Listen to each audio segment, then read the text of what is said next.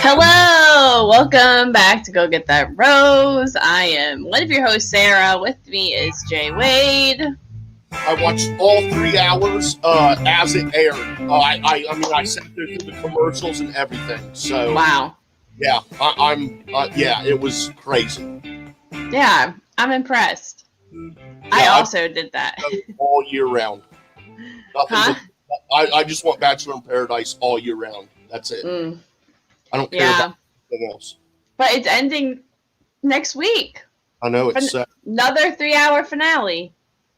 No way, in 3 fucking hours again? I'm pretty sure they said it's another 3 hours. Holy shit. I wonder if they do like a reunion type thing. I think that's part of it, yeah. Yeah, see, I don't give a crap about that. I do. That's where all the best drama is. Yeah, well, That's when you find out if people are together or not. Yeah, you can fill me in. All right. I'm sure I will do that. I realized that everyone complained about this being a 3-hour episode, but we were watching 4 hours of the show every week when it was on 2 different days. So this is only like an hour less, but maybe it's because it's all at once. Maybe. Yeah, true. That's why we were annoyed. It didn't feel like 3 hours to me. I got to 10:30. I looked at the clock and I was like, damn, it's 10:30. I kind of was thinking there was still an hour or so left. I was like, damn, this went by pretty fast. Yeah, what did you think of this episode? It was pretty good. It had a bunch of different stuff. Like it had your stupid drama, and then it had like your dumbfounded drama. Like you're like, where is this coming from? What is going on here? And it had your macho drama. It just had drama in all different. It had it all. It had it all, man. It was like the Skittle. It was like the fucking Skittles of drama. Like there was everything. Everything. Everything. Every flavor. Okay, I just want to jump and talk about the very end of the episode, because all I can think about this episode is all the Noah and Abigail stuff, and I feel like I have a very different take on this. If you saw my tweets last night, I am everyone is on Noah's side and teaming up against Abigail, and I literally do not understand. I feel like, and this is probably going to come off the wrong way, I feel like everyone is forgetting that Abigail is deaf, and she reads lips, and I think she has the hearing aid, but like she reads lips. Sarah, ignore private chat because I was making a joke, so ignore. I was making a joke. But your joke is literally my point. Is that I think when she said when Noah's all upset, it reminded me a lot of the Greg situation. I'm not going to lie. Noah was all upset that he said that he was falling in love with her and she didn't say anything back. And Abigail later said, Noah said he was falling in love with me. He said it really quickly. I didn't really register what he was saying. And I was like, oh yeah, she's deaf. She might have a harder time picking up on things. Maybe she just literally, like she said, did not register. That's what he said. And then she said, I'm falling in love with him too. I'm going to tell him tonight. He immediately is like, didn't get the response he wants. Instead of just saying like, hey, it really hurt my feelings when I said this and you didn't say that, what kind of page are you on? He immediately was like, well, you're not my person. And like 180. And I was like, what? And here's the thing, is that Abigail told him from their first date 3 weeks ago in Bachelor time that she tended to take things really slow and she friend zones guys. And he was like, that's fine, that's okay. And now is getting pissed off of her that 3 weeks later she didn't say that she's falling in love with him and isn't giving enough and isn't putting all this effort when she literally told him that's what she does and that she takes things slow. Like, it just really pisses me off. Like, how are you going to be mad at someone for doing what they told you they were going to do? Like, that's a fair point, but also at the same time, and this is just a little devil's advocate here. Go ahead. the point of this show in this short amount of time is to leave engaged. And I think that's a very high expectation, because me personally, I'm not gonna ask someone to marry me if I've not told them I love them and I've not heard that back. And that's not something that I'm gonna say within 3 weeks or whatever. Yeah. So I mean, so it's kind of like on one side of it, the expectation is to leave engaged. So what are you thinking, Abigail, when you're like, I'm, I take things slow? What you're getting toward the end? How much slow at the end is to get engaged? So, and then on the other side, it's like for the fella, I can't remember names, but Noah.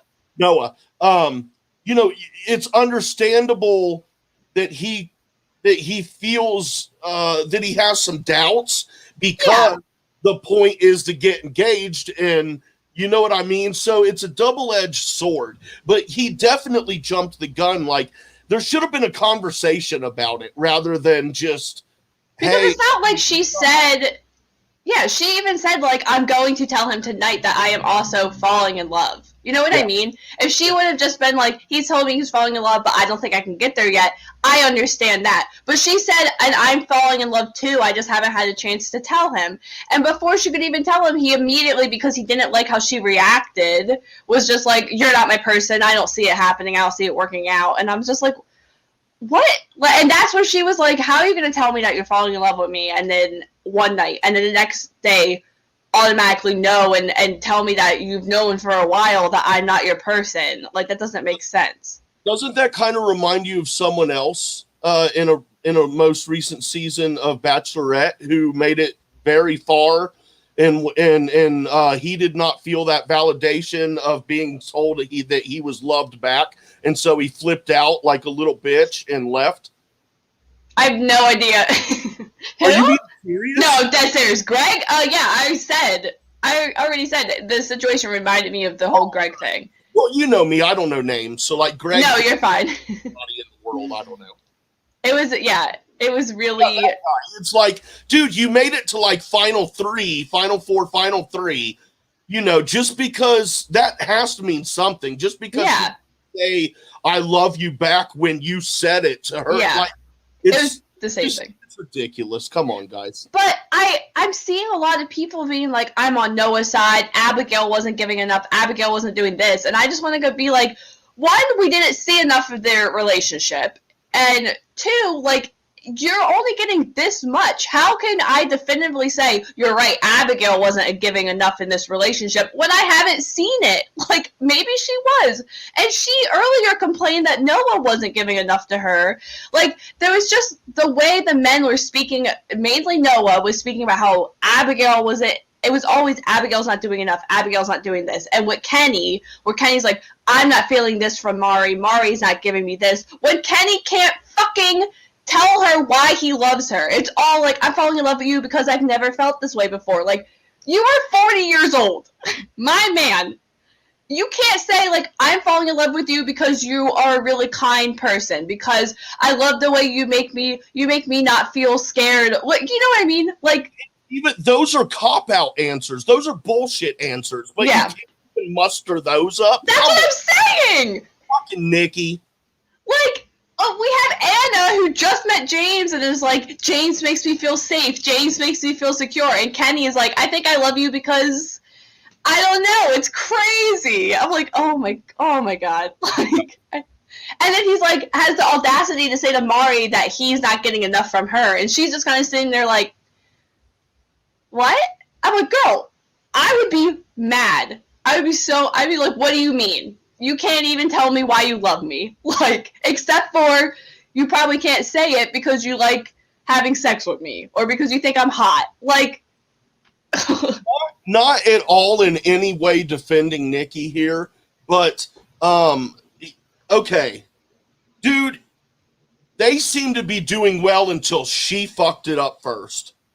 Yeah. And I'm not excusing his actions, but I'm saying that definitely means that she has less reason to bitch and be pissed off about anything at all. Yeah. He's the one who started this whole fucking thing of will they, won't they. It was all her. So Yeah. I don't feel bad for her whatsoever on any level. And yes, she's absolutely entitled to feel how she wants and express those feelings. However, she needs to keep herself in check and realize that she poked the fucking lion first. Yeah. So needs to not be shitty or as shitty about so much. She needs to remember that. Things were well in the kingdom until she walked up to the lion and poked it with the fucking stick.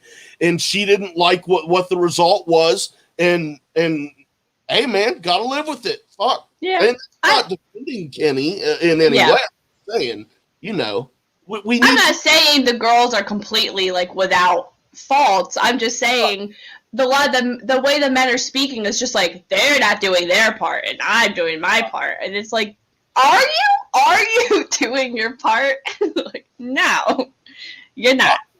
They're all pretty tone. Yeah, you're right. Never mind. Okay, what else happened? That was the stuff I was the most heated about. Oh, let's talk about this Ivan stuff. Wow, what the fuck? Okay, I've seen a lot of people really mixed on it. A lot of people are on Aaron's side, and a lot of people are on Ivan's side, and feel like Ivan. A lot of people are comparing Ivan to Brendan, which I do not understand. Like, not at all. No. What do you think what Ivan did was that terrible? I mean, it was a cheap move. It was a low blow, and if you're looking at it from the perspective of the point is to meet people and find love, and I mean, it is obvious he knew that girl was going to be there at some point. Yeah, and he admitted that he was waiting for her. So I mean, his is on a different level, but it's the same sport. You know what I mean? Like, yeah. People were more like the major leagues, and his was more of a minor league move. But it was still a shitty move, nonetheless. Especially going to the hotel room to meet that chick. And that chick, she should not be allowed to be on. Like, obviously, they were going to bring her on Bachelor in Paradise. She should be cut off. I think she is. She could have shut the door and said, "Ivan, this is not appropriate." She did not do that. She let him in, and they talked or did whatever they did, and so she should be cut from the show and no longer allowed to be on. I don't know if she will be or not, but that's just my feeling. I think she is cut from the show. Good. Well, okay. I feel the Rose. I feel the exact opposite. Oh. I think what Ivan did with the Chelsea situation, kind of using Chelsea to get the Rose to stay for the next week, knowing that Alexa was going to come down, I think that was wrong. I think him kind of lying and that whole thing was just messy and unnecessary. I think him meeting with Alexa in the hotel, I don't see the problem with that. Like, they're all there to find love.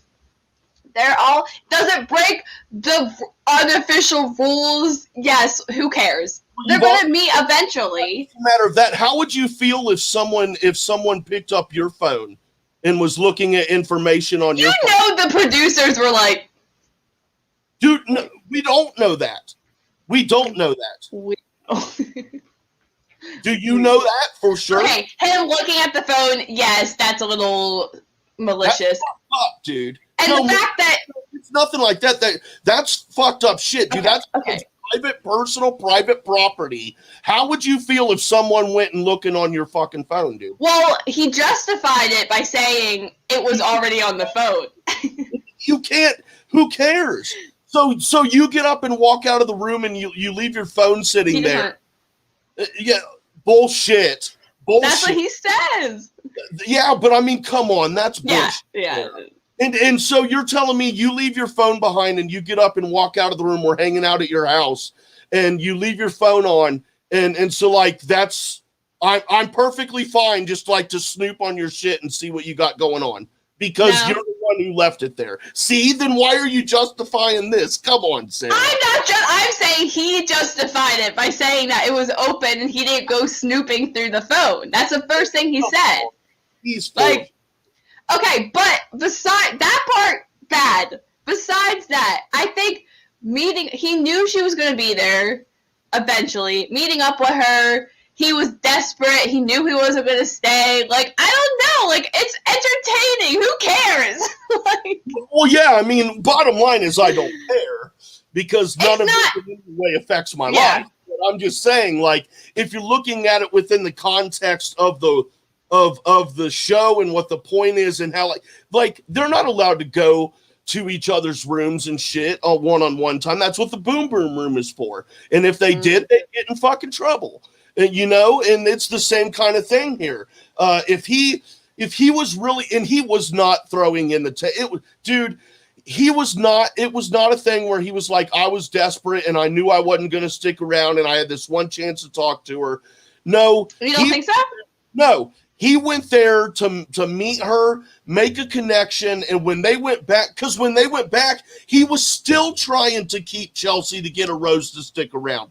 His only goal was to meet her in the room, make a connection, so that when she did arrive via Chelsea's Rose that he screwed other dude out of, then they would already have a connection, and she would come down and most likely pick him first. That's exactly what happened. That's shady, Sarah.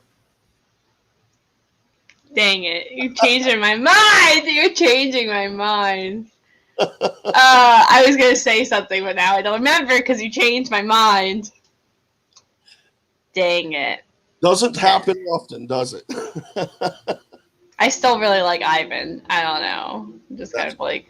I do like that Riley was like, even though he's like, that's my friend, I'm going to defend him. When he messed up and Ivan like explained to the group what happened, he was like, I'm not gonna lie, like, you really disappointed me, like, I'm really disappointed in your actions. And I'm like, that's what a true friend is. They point out, like, they're not always gonna support you. Like James was saying, like, Aaron's my bro, I'm gonna support him right or wrong. And I was like, that's not what friends do. Like, you need to be able to call out your friend on their bullshit. And that's what Riley's like, you disappointed me, I'm really disappointed, but I still love you, whatever. I thought that was nice to see. Yeah, you're absolutely right. I mean, I think most of us at some point in our life, no matter how low key it might have been, has had to tell a friend in some way, dude, like, that ain't. Come on. No, yeah, come on, man. I wish I had a soundbite of Biden saying that. Come on, man. That's like my favorite thing in the world. It's so funny. Yeah, well, so Wells, like, pulled him aside and, like, sat him down. Everyone said it was, like, a counselor, like, the camp counselor's like, okay, explain to me what happened on the trip. Like, what did you do at the hotel? And then, and we got confirmation that they were only out for, like, a day. Like, because Ivan said, oh, yeah, last night at the hotel. Yeah, that's bullshit. That whole thing was, like, way overplayed. It was weird. And then Ivan, like, leave self-eliminate. I don't know what happened. Wells was like, okay, go explain before you leave. It wasn't ever like, okay, you need to leave because that's a violation. Like, it was just kind of like, who is he being forced to leave? Has he decided to leave? What? This is really weird. Like, what's happening? And then he left, and I think Wells kind of suggested that it would be best if he left, and then he took the cue and was like, well, you know, well, I was going to leave anyway. I'll go talk, which he wasn't. He lied multiple times. Like, there are two big lies in this. One, well, no, more than that. Three big lies that I can see here. One, when he told old dude he wasn't going to go after Chelsea, and he did. Two, when he told everyone, that's fucked up, everyone that Chelsea pulled him aside. I don't know how he thought he was going to get away with that shit. And then that one there, when he goes back to them and is like, we'll just lump those 3 or 4 lies in that final conversation as one. Yeah. So there were like 3 big lies in that whole thing. Oh, buddy. Whatever, dude. And that doesn't mean. And it's okay. Also, the way these people act on this show, a lot of us may be like, dude, that's terrible. And obviously, to a degree, this is really who they are. But I'd be willing to bet a lot of the stuff these people say and do on camera, it's not something that is a regular fixture of personality outside. Like, when there's no cameras around. A lot of it is just played up. They know they're on camera, and or you get caught in the moment and just caught up, and like everyone is there is like making out with each other, and he's probably like desperate. You know what I mean? Like you just kind of get caught up in the whirlwind of being on camera. So he needed that rose so that he could get with his girl when she showed up. Yeah. The other thing I wanted to talk about was we finally had McKenna come down to the beach. And again, we have people that had issues with other people, and they aren't there. Like Tammy and McKenna had an issue, and they weren't on the beach together. And we had Ed and Smoke Bro Chasen, and they weren't on the beach together. I'm like, well, we're missing opportunities to have villains together. I don't understand. But so McKenna comes in. Poor girl. She asked all these guys out on dates, and they're all like in committed relationships. And then she asked Aaron, and Aaron goes, "Yeah, let's go talk." Yeah. Which is like so humiliating. Like I felt really bad for her. Like that's like super humiliating. And then he was like explaining like, "Yeah, I'm just really into Chelsea, or I got something good with Chelsea." And then ends up like making out with Tia later, which is weird. Yeah. I don't know. He's really immature. He's really immature. And then she's crying, and then good old Ed. I really like Ed. He's really made me change my mind. I think he's like slimmed down a little bit. Like he looks good. He looks really good. Like I don't know, and he's so sweet. And he goes into McKenna's crying on the beach. And my favorite part is when Aaron's like, "Yeah, she handled it really well," and Tia's like, "She's crying." Yeah. She's crying. She's like laying on the bed, like she's crying. I'm sorry, but me personally, if I see a girl crying and I know the reason why, and the reason is because someone didn't want to go on a date with her, any interest that I might have had has gone below. Because she's crying? Because someone rejected her for a date. That's fucking weak, man. I'm sorry, but I don't even know this fucking. It's not no. It's embarrassing. It is so embarrassing. The point is, you know what you're getting into. You know the numbers are not in your favor.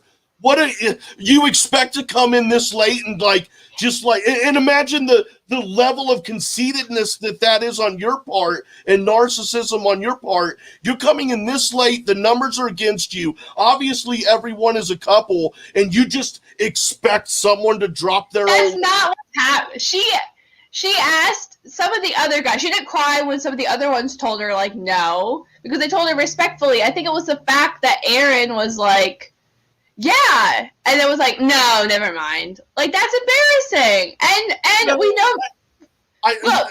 We know McKenna is emotional and cries. She cried the whole season. As a fellow crier of everything, I relate to her. I literally cry all the time. I don't know why. Sometimes it just happens. And she was probably tired and overwhelmed and annoyed. So I'm sorry. Like, I feel you, girl. I don't. It's not for me. Don't let the haters get you down. It just ain't for me. That would turn me off big time. But the best part was that Ed went down and she's sobbing, and he's like, "I would love to take you on this date. Like you deserve it." And she goes, Yeah, I mean, he was convincing. He had to convince her to. That's embarrassing. That was fuck. I mean, it worked out evidently. So I don't know. She's like, "I'm just gonna go home." I'm like, poor Ed. This girl literally is crying that no one will go on a date with her, and then someone asks to go on her date, and she's like, "No." Wasn't Ed already? Yeah, Ed was already with he was Natasha. So like it's. I don't know. Whatever. I feel bad for Natasha. Legit feel bad for her. She just keeps getting put through the ringer this whole season. She needs to leave. Her person is not there. She should be a bachelorette for sure. Yes.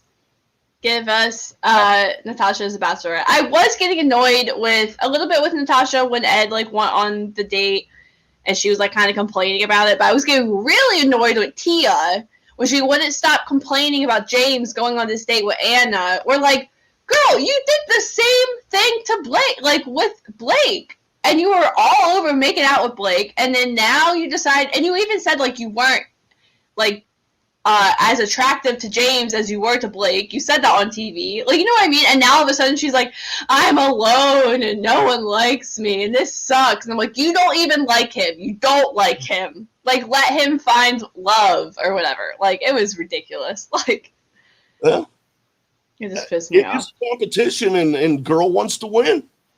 Mama needs to what? But you win a ring? You really want to win that bad? You're going to be engaged with some guy you don't even like? Like, come on. For some people, it's just all about winning. It's the status. That's true. And then the episode wraps with the prom. What did you think about the prom? Oh, God. Paradise Prom, 80s themed. My prom was 97 and 98. Or 96 and 97, 98, whatever. But, however, I have two older brothers, 7 and 9 years older than me. And I and given my age, I'm born in 79. I remember very much so a lot of the 80s.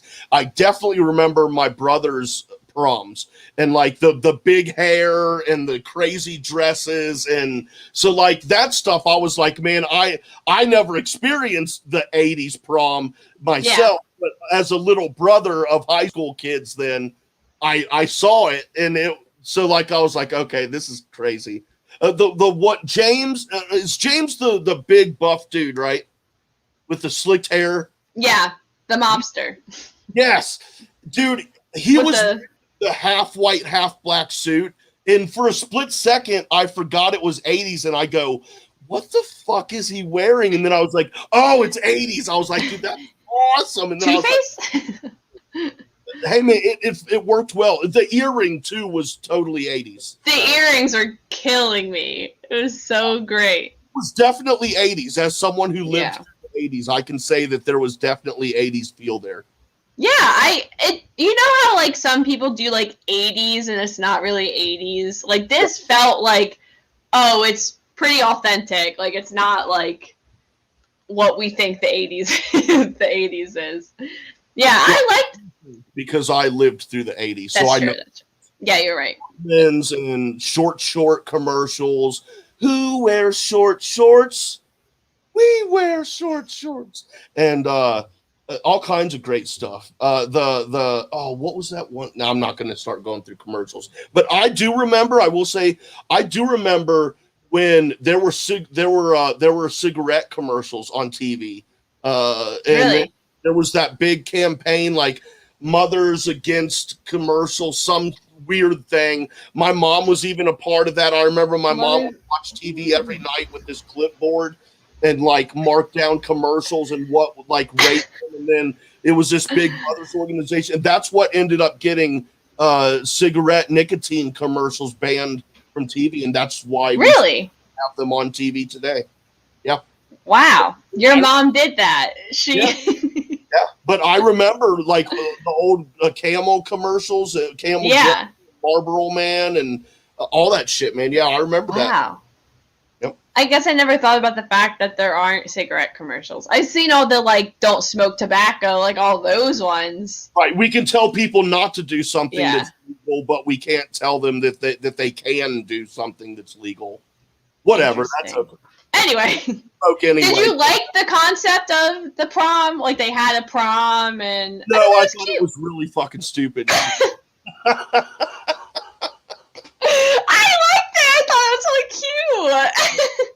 I think they were trying to capitalize off last season, JPJ and Tayshia. Like, he threw Tayshia a prom because she never went to prom. You remember that? Yeah. And I think they were like, we have to do that. And we had our Joe and Serena were prom king and queen, which, duh, we saw that coming. I think it was so funny. They several times hinted through this episode that Noah and Abigail were going to break up at the end.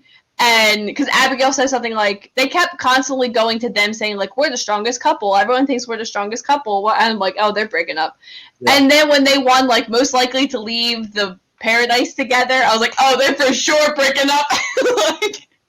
Oh, yeah. And just imagine what could have happened had Noah just allowed her to speak first.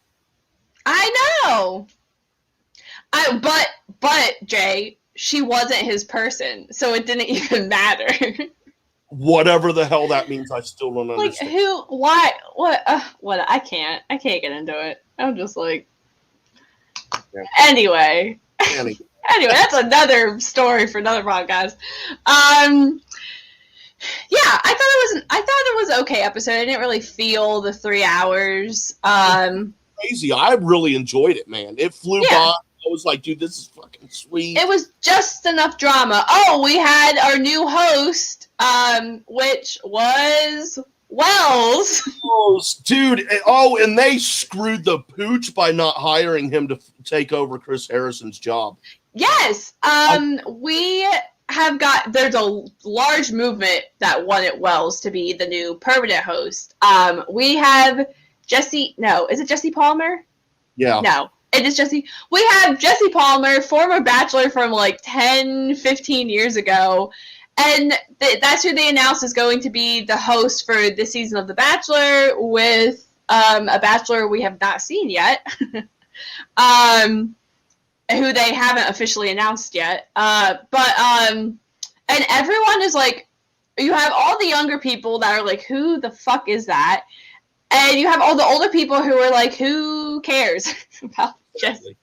Like, Jesse Palmer is, like, way, way back. I don't know anything about his season. He's, like, 15 years ago. Like, one of the early ones. Dude, I honestly thought that last night they were setting Wells up to be the permanent fill-in or the permanent replacement for Chris, especially with that little one-on-one conversation he was conducting with Ivan. I was like, dude, for me, I was, oh, dude, they're for sure. This is setting it up for him. And it was a huge missed opportunity. Really bad. Yeah, it was really also the way that he like announced it. I kind of want. Maybe they offered it to him, and he was like, I got other stuff going on. I'd rather just do Paradise. Yeah, maybe. But still, from a fan's perspective, not knowing details, it sucks. Yeah, but the way he's been like talking about like, oh, they've let me host it, like little old me letting me host Bachelor, like I'm so like thankful and stuff. It seems like he wouldn't have turned it. You know what I mean? Like, it seems like he's so, like, appreciative and thankful for what he did get to host that if they did offer that to him, I couldn't imagine him being like, no, thank you. Maybe, like, because him and Sarah, I think they're still together because he hasn't mentioned her at all, and he got engaged to her on the beach. I thought they were married. No, they pushed back the wedding because of COVID. So maybe like he couldn't commit to the 3-month. They are together. Yes. Okay, cool. I'm hoping she shows up. There were rumors that she shows up to do one of the rose ceremonies. So maybe she'll show up to do the last rose ceremony. That'd be cool. Because she's like mega famous and Modern Family is so awesome. Everyone on in that cast, so good. So good. Yeah, I love that show. But, yeah, anyway. Last 3-hour episode. I think they said that next week, the finale. And then October 19th, we get the start of Michelle's season, which I'm really, really excited for. Girl in the house. I'm excited for that. Hell yeah. It's going to be great. Can't wait. Until then, Jay Wade, where can the people follow you? Hey, y'all can follow me on the Twitter at jwade1134. That's the letter JWADE 1134, and also follow at the JCast Network on the Twitter, which is the Twitter account for this channel that you're watching right now on YouTube, or if you're listening to this on the podcast feeds, that is for this channel. And if you are listening on podcast feeds, please be sure to subscribe and rate and do everything that you can do to help us out on the podcast side. We do have, it's very small, but we do have a steady listenership for every single show on this network on the podcast side. So welcome, friends and new family. Please, if you're watching us for the first time, leave comments like on the YouTube, on the podcast, whatever. Tell us what you thought about the episode. Tell us what you think about Jesse Palmer being the new host. Tell us how much you love Wells. Just tell us everything. But don't be mean to us. That's you. You can also interact with me on Twitter at SCBock, SSCABOCK, and you can interact with the show's Twitter, Go Get That Rose, at Go Get That Rose on Twitter. And yeah, until next time, we will see you for this 3-hour finale next week. Bye-bye! You want to hear something funny? The mic wasn't on that whole time. No way. Yeah, for real. Oh, wow. So smooth.